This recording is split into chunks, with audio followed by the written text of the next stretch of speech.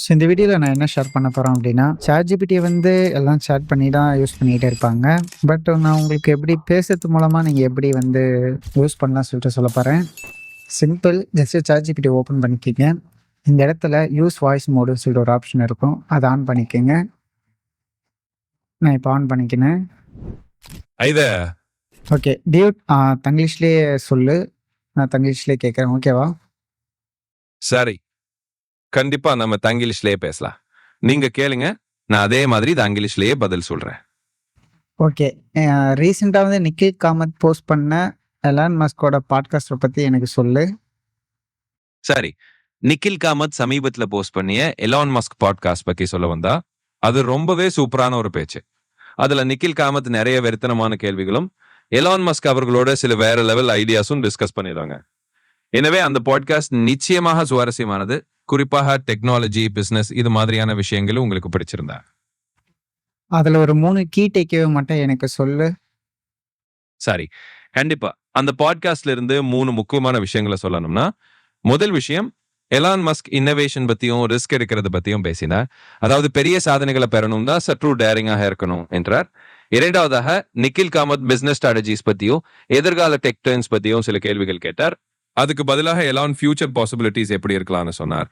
மூன்றாவது பெரிய லெசன் என்னன்னா, நீங்க எந்த சூழ்நிலையிலோ கண்டினியூஸாக அடாப்டேஷன் பண்ணிக்கிட்டு போறதுதான் முக்கியம்.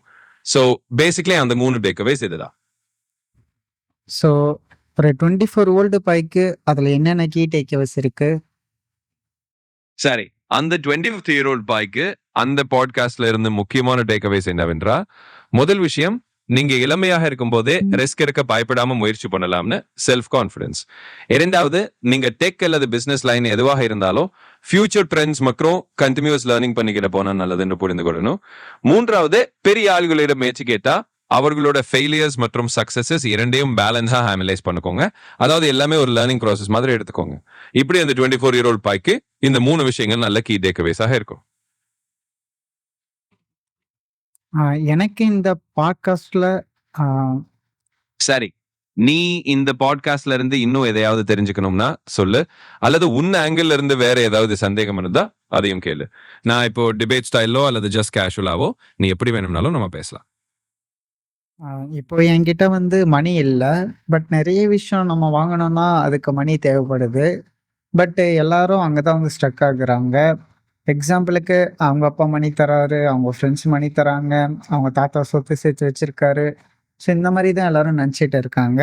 பட்டு சம் பாயிண்ட் ஆஃப் வியூல வந்து எல்லாரையும் வந்து 0லேருந்து தான் ஸ்டார்ட் பண்ணியிருப்பாங்க. ஸோ இத பத்தி அந்த பாட்காஸ்ட்ல ஏதாவது சொல்லியிருக்காங்களா?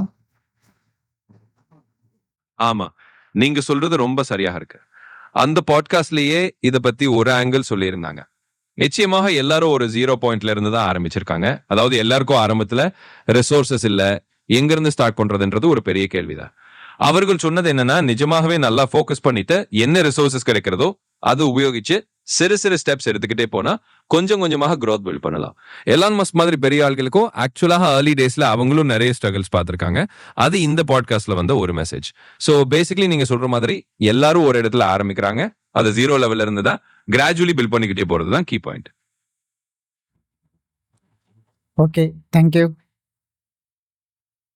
You welcome. தங்கிலீஷ்ல நம்மளால இப்பவும் பேசலாம். நீங்க எப்ப வேணாலும் சொல்லுங்க. Anything else just let me know. Okay மச்சி. Thank you. நீ நிறைய சொல்லிட்ட. Good night. சரி மச்சி, மெனி டைம். நம்பி எப்போ வேணும்னாலும் கேள். Good night. நல்லா ஓய்வெடுத்து சுத்தி பார்க்கலாம். C guys. அவ்வளோதான். ஸோ பார்த்தீங்களா ஆக்சுவலா பேசிக்கிட்டே போகலாம். நிறைய நம்மளுக்கு என்ன டவுட் இருக்கோ இது எல்லாமே வந்து நமக்கு சொல்லும். டூ டிபெண்டாகவும் இருக்கக்கூடாது. அதே மாதிரி வந்து நிறையவும் எடுத்துக்கக்கூடாது.